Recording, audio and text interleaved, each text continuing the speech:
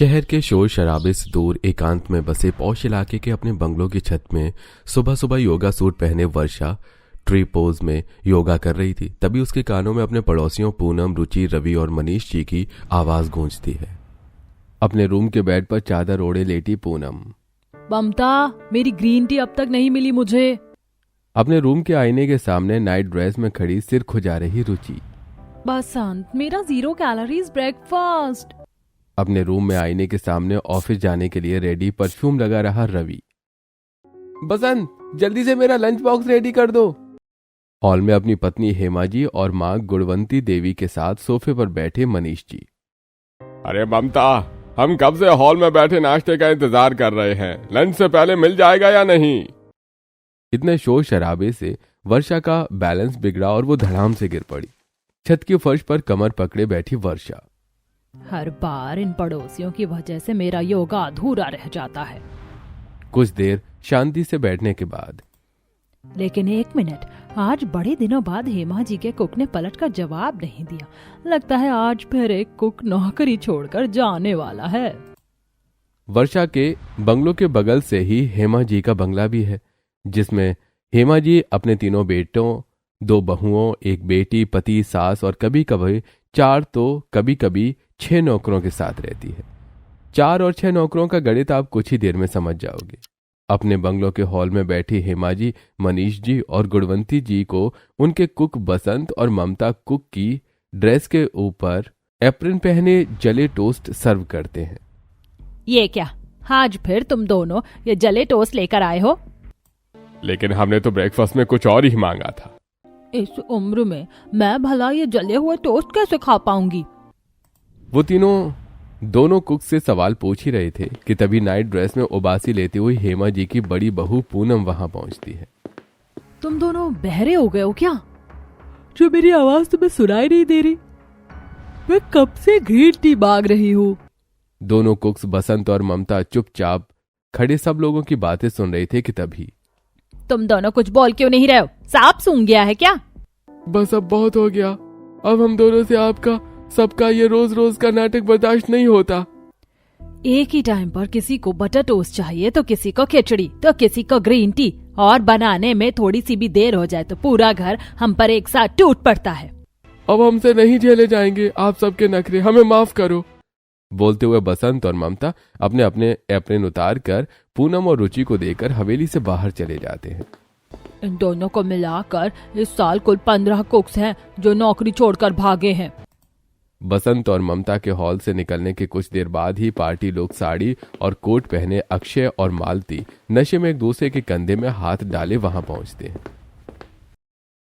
बसंत, नींबू लाना तो, मुझे हैंगओवर उतारना है। अब इस घर में नौकर नहीं है, किचन से जुड़े सारे काम तुम्हें खुद ही करने होंगे। हेमा जी की बात सुनकर उन दोनों का नशा एक झटके में उतर जाता है। ये आप क्या कह रही हो मम्मी जी? ये कब हुआ? तुम्हारे आने के कुछ देर पहले ही। और ये कोई वक्त है घर आने का, वो भी नशे में? मनीष जी की बात बीच में काटते हुए हेमा जी, आपको बेटे और बहू के देर से घर आने की चिंता है। मैं तो ये सोच सोच कर परेशान हुई जा रही हूँ कि अब खाना कौन बनाएगा। मम्मी जी, आप मुझसे तो किचन में जाने की उम्मीद बिल्कुल भी मत करना, और ना ही मुझसे मम्मी जी, कुकिंग हमारे बस की बात नहीं है। तब तक वहां रवि भी आ जाता है और उन सभी की नजरें रुचि पर टिक जाती हैं। मेरे से तो कोई उम्मीद ही मत करना। मैंने ना कभी कुकिंग करी है और ना ही करूंगी। तुम तीनों ही कुकिंग नहीं करोगे तो और कौन करेगा? वही जो अब तक करते आए हैं। जिस तरह इस साल 15 कुक्स मिल गए हैं और भी मिल जाएंगे। लेकिन तब तक खाना कौन बनाएगा? अपने पर्स से स्मार्टफोन निकालकर Poonam, online food delivery app है ना, कुक मिलने तक इसी से काम चलेगा। बंगलों के दूसरे कामों जैसे गार्डनिंग के लिए ललित, साफ सफाई के लिए प्रवीण और रागिनी और मार्केट का काम करने के लिए सुभाष, ये चारों नौकर परमानेंट थे। लेकिन बंगलों में रह रहे लोगों के व्यवहार की वजह से कोई भी कुक महीना भर भी नहीं टिकता था। और बंगालों की दोनों बहुओं और बेटी की बातें तो आपने सुन ही ली हैं। कई दिनों तक बाहर का खाना खाकर परेशान बंगलों की बालकनी में खड़ी गुणवंती जी, भगवान ने मुझे दौलत, शोहरत और भरा पूरा परिवार दिया, लेकिन जिंदगी के आखिरी दिनों में सुख देना भूल गया। गुणवंती जी अपने आप से बातें कर ही रही थी कि हाथ में टिफिन लिए उनका छोटा पोता राघव वहां आता है और उनकी बातें सुनकर, दादी आपको कैसा सुख नहीं मिल रहा? कई दिनों बाद राघव को अपने आमने सामने खड़ा देखकर, अरे राघव तू कब आया? हाँ बस जब आप खुद से बातें कर रही थी। हाँ तो क्या कह रही थी आप? बंगला के बीते दिनों के हालात बताकर, लगता है मरने से पहले मैं अपने मन का घर का बना खाना नहीं खा पाऊंगी। टिफिन का ढक्कन खोलकर उसमें से लड्डू निकालकर गुणवंती जी को देते हुए, मेरे होते हुए भला ऐसे कैसे हो सकता है दादी? ये लो लड्डू खाओ और बताओ इनका स्वाद कैसा है? राघव से लड्डू लेकर उसकी खुशबू सूंघकर, ये लड्डू तो देसी घी के बने हुए हैं और शुद्ध देसी घी तो गांव में ही मिलता है। हाँ दादी आपने सही पहचाना, ये लड्डू गांव के ही बने हुए हैं। गांव से याद आया कि तू अपनी थीसिस के लिए गांव गया हुआ था ना, तेरा काम पूरा हुआ या नहीं? अरे काम भी पूरा हुआ और कुछ भी। और क्या हुआ? वो मैं बाद में बताऊंगा, पहले आप ये सुनो कि थीसिस लिखने के दौरान गांव में मैंने क्या क्या किया। हाँ सुना। मैं यहाँ से हरिपुर गांव गया। हरिपुर गांव जाकर राघव ने गांव के मुखिया देवेंद्र जी के घर में एक कमरा किराए में ले लिया और गांव के ही वीरेंद्र जी के यहाँ तीनों टाइम का टिफिन लगा लिया था। शाम के समय किराए के कमरे में खिड़की के पास रखी चेयर पर हाथ में टैब लिए बैठा ढलता सूरज देखता राघव। रहने और खाने का इंतजाम तो हो गया राघव, अब कल सुबह से ही अपने काम में लग जा। दिन भर की भागदौड़ से थका राघव सूरज डूबने के कुछ देर बाद ही बिस्तर पर पड़ते ही सो जाता है और जैसे ही अगली सुबह उसकी नींद खुलती है वो अपने सामने 2 चोटी किए सलवार सूट पहने टिफिन लिए खड़ी मीरा को देखता है। तुम कौन हो और मेरे इस कमरे में कहां से घुस आई? हम है मीरा, लोग कहते हैं कि हम इस गांव की सबसे समझदार लड़की हैं। राघव की तरफ टिफिन बढ़ाकर, अपने बाबू के कहने पर आपको ये सुबह का नाश्ता देने आए हैं। मीरा से टिफिन लेकर, हाँ वो तो ठीक है लेकिन तुम कमरे में अंदर कैसे आई? ओ बाबूजी, अब दरवाजा खुला रहेगा तो हम क्या, कोई चोर भी अंदर आ सकता है। अगली बार सोने से पहले दरवाजा बंद करना ना भूलना। राघव को टिफिन देकर मीरा वहां से चली जाती है और फिर उसी दिन दोपहर के समय गांव के बाहर खेतों में धूप में खड़ा पसीने से तरबतर राघव गांव के ही किसान संजीव, संतोष और रोहित को हल से जुताई और फावड़े से गुड़ाई करता देखकर टैब में उनके बारे में लिख रहा था। तभी उसके पास टिफिन लिए एक बार फिर से मीरा पहुंचती है और राघव की तरफ टिफिन बढ़ाकर, ये लो बाबूजी आपका दोपहर का खाना। मीरा से टिफिन लेकर राघव, तुम एक बात बताओ, सुबह का नाश्ता किसने बनाया था? हमने ही बनाया था बाबूजी, वो भी मिट्टी के चूल्हे पर। लेकिन आप ये सब क्यों पूछ रहे? अच्छा नहीं बना था क्या? अच्छा नहीं, बहुत अच्छा बना था। सच में बाबूजी, हम आपको एक और बात बता देते हैं, गांव वाले हमारे बारे में एक बात और कहते हैं। और वो कौन सी बात है? हमसे अच्छा खाना आसपास के 10 गांव में कोई भी लड़की नहीं बना सकती है। हाँ। हरिपुर गांव में अपनी थीसिस के दौरान राघव ने मीरा के हाथ का बना जो भी खाया था वो सब अपने बंगलों की बालकनी में अपनी दादी के सामने खड़ा होकर याद करके उन्हें बताता है। मीरा ने मुझे दाल, चावल, सब्जी, पूड़ी, हलवा, खीर, ऊंधियों, दाल बाटी और न जाने क्या क्या बनाकर खिलाया। और जब उसे पता चला कि मैं वापस घर जाने वाला हूं तो वो मेरे लिए बेसन के लड्डू बनाकर ले आई। मीरा के बारे में बताते हुए राघव की आंखों में चमक और मुंह में पानी आ गया, जिसे देखकर गुणवंती जी, लगता है सच में उस लड़की के हाथों में स्वाद था। अरे तूने ये लड्डू अपने माँ बाप को खिलाया नहीं? नहीं नहीं दादी, पहले आप खा लो फिर उन्हें जाकर देता हूँ। 2 लड्डू खाने के बाद गुणवंती जी राघव को साथ लेकर अपने बेटे और बहू के रूम में जाती है, जहां वो दोनों बेड पर ही बैठे दही वड़ा खा रहे थे। तभी उनकी नजर राघव पर पड़ती है। अरे राघव बेटा, तुम कब आए? उन दोनों के पास जाकर राघव, बस अभी कुछ देर पहले ही, टिफिन के लड्डू उनकी तरफ बढ़ाकर, आप दोनों ये दही वड़ा छोड़ो और ये लड्डू खाओ। राघव के हाथ से लड्डू लेकर वो फटाफट खा जाते हैं। अरे वाह, गांव के बने शुद्ध देसी घी के बेसन के लड्डू खाए हुए जमाने बीत गए। तभी डोरबेल बजती है। लगता है डिलीवरी पार्टनर आ गया और लंच टाइम हो गया। इसके बाद वो चारों डाइनिंग हॉल में जाते हैं और देखते हैं कि प्रवीण और रागिनी फूड पैकेट खोल के डाइनिंग टेबल पर butter chicken, chicken biryani, butter naan और रबड़ी रख रहे हैं, जिसे देखकर फिर से वही सब नहीं। वो चारों डाइनिंग चेयर पर बैठी रहे होते हैं कि तभी वहां शॉर्ट गाउन में मालती और पूनम आती हैं। देवर जी बिल्कुल सही टाइम पर आए हैं आप। मेरे हिस्से का खाना आप खा लीजिए और मेरे हिस्से का भी। आज मेरी फ्रेंड का रोका है, हम दोनों देवरानी जेठानी वहीं जा रही हैं। रुचि भी वन पीस शॉर्ट ड्रेस में वहां पहुंचती है और उन दोनों की बात सुनकर, मुझे मत भूल जाना, मैं भी आप लोगों के साथ चल रही हूँ। अपनी दोनों बाबू और बेटी के शॉर्ट ड्रेस देखकर गुणवंती जी, बहुओं, मैंने कितनी बार मना किया कि इस तरह के छोटे कपड़े पहनकर बाहर मत जाया करो, लेकिन मेरी कोई सुनता ही नहीं है। दादी माँ, हमारी ड्रेस छोटी नहीं बल्कि मॉडर्न है, और ये आपका 70s और 80s का टाइम नहीं बल्कि हमारा 2020s और 30s का टाइम है। सो प्लीज ये टोका टोकी बंद कीजिए। आप अपने हिसाब से रहिए, हमें हमारे हिसाब से रहने दीजिए। बहू तो क्या फैशन सिर्फ शहर के लिए है, गांव के लिए नहीं। गांव जाकर देखो, आज भी वहाँ बहू बेटियां मान मर्यादा में रहती हैं, खुलेआम अंग प्रदर्शन नहीं करती। ओ प्लीज दादी माँ, अब ये लेक्चर देना बंद कीजिए। अगर आपको मान मर्यादा ही चाहिए तो अपने छोटे पोते की शादी करवाइए किसी गांव की लड़की से और हमारा पीछा छोड़िए। बहुओं, तुम्हारी जगह अगर कोई गांव की बहू होती तो इस तरह जुबान न लड़ाती और बहुओं के होते हुए हमें बाहर का खाना न खाना पड़ता। पापा जी, तो फिर देवर जी की शादी कर दीजिए किसी गांव की लड़की से और कर दीजिए रसोई उसी के नाम। तुम्हारा सुझाव तो बहुत अच्छा है बहुओं, लेकिन उन सब की बातें सुनकर राघव अपने आप को रोक नहीं पाया और, आप सब तो मेरे मन की बात कर रहे हैं। मैं तो डर रहा था कि घर जाकर आप सबसे न जाने कैसे बताऊंगा। क्या बताना है राघव तुम्हें? जिस लड़की ने लड्डू भेजे हैं मैं उसे पसंद करता हूँ और वो भी मुझे पसंद करती है और हम दोनों शादी करना चाहते हैं। देवर जी, आप तो बड़े फास्ट फॉरवर्ड निकले। अब जल्दी से देवरानी को शादी करके घर ले आइए, तो हमें खाना बनाने के तानों से छुटकारा मिलेगा।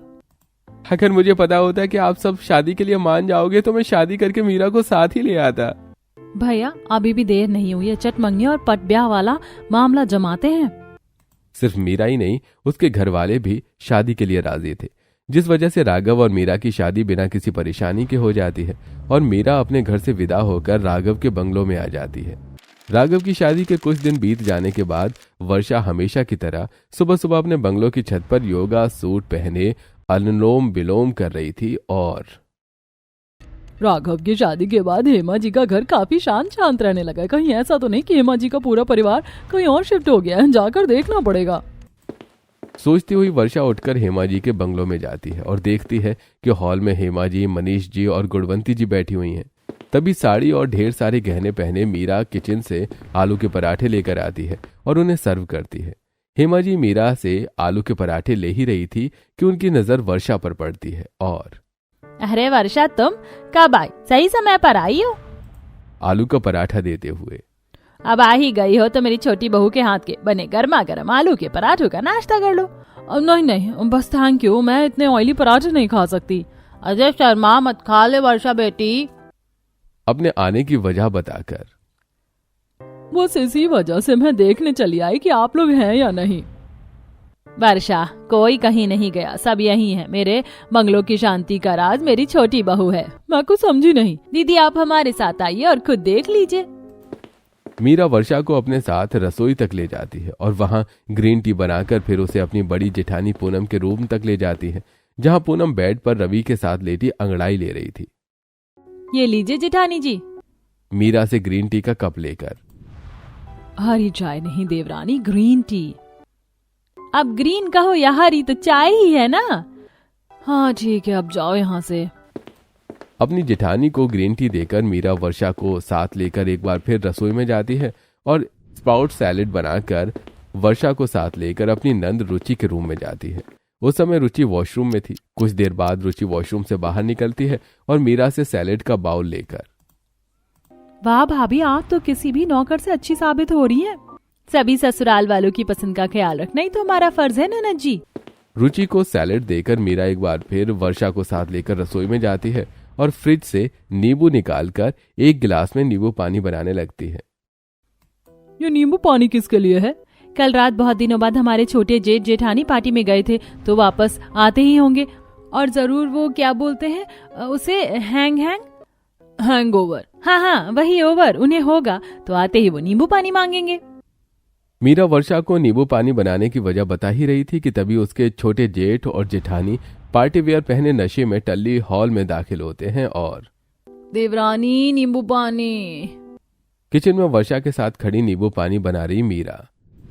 देखा दीदी, हमने कहा था ना। गिलास में नींबू पानी लेकर मीरा हॉल में जाकर मालती और अक्षय को देती है। उसके पीछे पीछे वर्षा भी वहां पहुंच जाती है। वर्षा, तुमने देख लिया ना मेरी छोटी बहू कैसे इस बंगलों की शांति की वजह है। हाँ, मैंने देखा भी और समझा भी। अब तुमने क्या समझ लिया वर्षा? यही कि आपने गरीब की बेटी के नाम बंगलों की रसोई करके उसे कुक की पोस्ट दे दी है। इतना बोलकर वर्षा वहां से चली जाती है।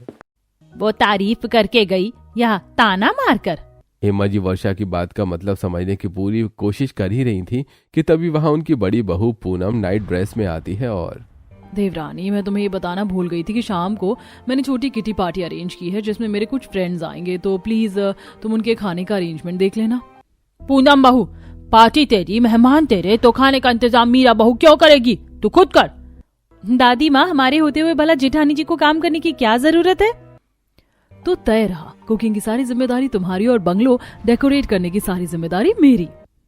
दोपहर में लंच करने के बाद मीरा रसोई में शाम की किटी पार्टी का स्टार्टर और मेन कोर्स बनाने की तैयारी करने लगती है और पूनम घर के चारों नौकरों के साथ हॉल के डेकोरेशन में जुट जाती है। हॉल में चारों नौकरों के साथ खड़ी पूनम। तुम सब इस हॉल को डिस्कोथेक की तरह सजा दो। चारों कोनों में डिस्को लाइट्स, बीच में डांस फ्लोर, एक तरफ म्यूजिक सिस्टम और एक तरफ फूड स्टॉल्स लगा दो। जी बड़ी मालकिन। बंगलों के चारों नौकर मिलकर शाम तक हॉल को पूनम के कहे अनुसार डिस्कोथेक में बदल देते हैं। तब तक पूनम, मालती और रुचि मॉडर्न शॉर्ट ड्रेस पहने हॉल में आती हैं और वहां खड़े चारों नौकरों से अब कुछ ही देर में मेरी फ्रेंड्स आती ही होंगी, तुम चारों किचन में जाओ और देखो देवरानी ने क्या क्या बनाया है। वो चारों रसोई में जाते हैं। उनके जाने के बाद पूनम की चारों फ्रेंड्स शिवी, नेहा, नीलम और रोजी पार्टी वेयर पहने वहां पहुंचती हैं। उनके पहुंचते ही पूनम म्यूजिक सिस्टम ऑन कर देती है। किचन में स्टार्टर के लिए जूस, स्टफ्ड मशरूम और मेन कोर्स के लिए स्पेशल बाटी और चटनी बनाकर रेडी कर चुकी मीरा म्यूजिक की आवाज सुनते ही ग्लास में भरकर जूस देते हुए वहां खड़े चारों नौकरों से, लगता है जेठानी जी की सहेली आ गई है, आप चारों जूस से उनका स्वागत करो। वो चारों किचन से जूस लेकर हॉल में जाकर डांस फ्लोर में डांस कर रही पूनम उसकी चारों फ्रेंड्स मालती और रुचि को देते हैं।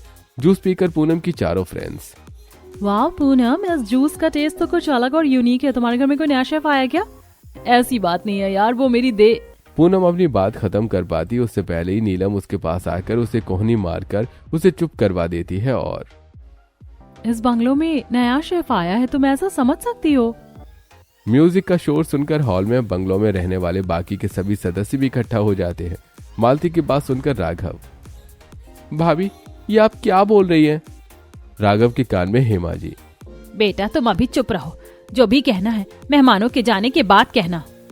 उन सब की बातें चल ही रही होती हैं कि तब तक चारों नौकर रसोई में जाकर मीरा के बने स्टफ्ड मशरूम ले आते हैं और सभी लोगों को सर्व करके किचन वापस चले जाते हैं। स्टफ्ड मशरूम खाकर पूनम की फ्रेंड्स, इस स्टफ्ड मशरूम का टेस्ट और अरोमा मेरी भूख और बढ़ा रहा है। स्टफ्ड मशरूम का स्वाद उन सब की जुबान पर अच्छे से घुला भी नहीं था कि उससे पहले ही मीरा चारों नौकरों के साथ एक बड़े से बाउल में स्पेशल बाटी और चटनी लेकर वहां पहुंच जाती है, जिसे देखकर पूनम अब तुम्हारी शेफ ये क्या बना कर लाई है? मीरा की साड़ी और गहने देखकर, तुम्हारी शेफ ने ये कैसे कपड़े पहने हुए हैं, गांव के गवारों जैसे। हम गांव की ही तो हैं। अच्छा। पूनम की चारों फ्रेंड्स मीरा की बनाई बाटी खाकर, यार पूनम, ये एक्सपेक्ट तो करना ही पड़ेगा कि भले ही तुम्हारी शेफ गांव की है लेकिन ये खाना बहुत टेस्टी बनाती है। खाना खाकर और कुछ देर और डांस फ्लोर पे डांस करने के बाद वो चारों एक एक करके अपने घर जाने लगती हैं। पूनम, आज की खाने और किटी पार्टी में मजा ही आ गया। अगली बार चाहे जिसके यहाँ भी किटी पार्टी हो, खाना तो तुम्हारी शेफ ही बनाएगी। उन चारों के जाने के बाद म्यूजिक का शोर कम होता है और हॉल के एक कोने में खड़े मनीष जी पूनम के पास जाकर, बड़ी बहू, तुमने अपनी फ्रेंड से अपनी देवरानी को शेफ क्यों बताया? ये क्यों नहीं बताया कि वो भी तुम्हारी तरह इस घर का हिस्सा है, इस घर की बहू है? ससुर जी जाने दीजिए ना, आप जेठानी जी को मत डांटिए। हमें अब कोई चाहे जो समझे, हम तो इस घर की छोटी बहू ही रहेंगे ना। मनीष जी की तरह ही राघव भी बहुत कुछ कहना चाहता था लेकिन मीरा की बात सुनकर वो चुप रह गया। इसी तरह कुछ हफ्ते बीत जाते हैं। एक रात अपनी दादी और पत्नी मीरा के साथ राघव बंगलों के सामने बने स्विमिंग पूल में पैर डाले बैठा हुआ था। मीरा बहू, जब से तूने बंगलों की रसोई अपने नाम की है तब से मेरी भगवान से सारी शिकायतें दूर हो गई हैं, सिर्फ एक शिकायत के। कौन सी शिकायत दादी माँ? तेरी दोनों जेठानियों को तो बच्चा शब्द सुनकर ही बुखार चढ़ता है और तू भी खुशखबरी नहीं दे रही है। कैसी खुशखबरी दादी माँ, मैं आपको समझी नहीं। तेरी पत्नी तो बुद्धू है, लेकिन तू तो सब समझता है ना। राघव, तू कुछ बोलता क्यों नहीं? मैं सब समझता हूँ दादी, लेकिन मुझे लगता है कि मीरा ने शादी मुझसे नहीं बल्कि बंगलों की रसोई से की है। यहाँ आकर वो सिर्फ रसोई की होकर रह गई है। चलो ठीक है, तुम दो जवान दिलों के बीच मुझ बुढ़िया को कबाब में हड्डी नहीं बनना चाहिए। मैं तो चली सोने। इतना बोलकर गुणवंती जी वहां से चली जाती हैं। उनके जाने के बाद राघव मीरा के पास सरक कर बैठ जाता है और जैसे ही मीरा राघव के कंधे में सिर रखती है और राघव मीरा का हाथ पकड़ता है, वहां मालती और पूनम पहुंचती हैं और देवरानी, तुम यहाँ देवर जी के साथ बैठी हो और हमने तुम्हें पूरे बंगले में ढूंढ लिया। जल्दी से हमारे साथ चलो, एक बहुत जरूरी काम है। न चाहते हुए भी मीरा उठकर उनके साथ चल देती है। वो दोनों उसे रसोई में ले जाती हैं। इस बात से अनजान के राघव भी उनके पीछे पीछे वहां पहुंच चुका है। देवरानी, कल मेरी फ्रेंड नीलम के घर एक छोटी सी पार्टी है और उसने तुम्हें वहाँ खाना बनाने के लिए बुलाया है और तुम हमारे साथ वहाँ चल रही हो। और एक बात का ध्यान रखना कि वहाँ किसी को ये नहीं पता चलना चाहिए कि तुम हमारी देवरानी हो, नहीं तो हमारी बेइज्जती हो जाएगी। अपनी दोनों भाभियों की बात सुनकर राघव से रहा नहीं गया और वो बोल पड़ा, मीरा, आप लोगों के साथ कहीं नहीं जाएंगी। इतना बोलकर राघव मीरा का हाथ पकड़कर अपने कमरे में ले जाता है और उसे बेड पर बिठाकर खुद उसकी गोद में सिर रखकर फर्श पर बैठ जाता है। मुझे माफ कर देना मीरा, जो मैं समझ नहीं पाया कि मेरी भाभियां तुम्हारे बारे में क्या सोचती हैं।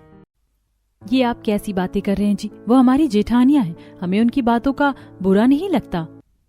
भले ही तुम्हें बुरा नहीं लगता, लेकिन मुझे लगता है अब उन्हें ये समझना होगा कि तुम्हारे नाम इस बंगले की सिर्फ रसोई नहीं बल्कि ये बंगला भी है और तुम भी इस परिवार का हिस्सा हो। वो कैसे जी? मैं कल ही तुम्हें कुछ दिनों के लिए मायके छोड़ाऊंगा, तभी उन्हें तुम्हारी अहमियत समझ आएगी।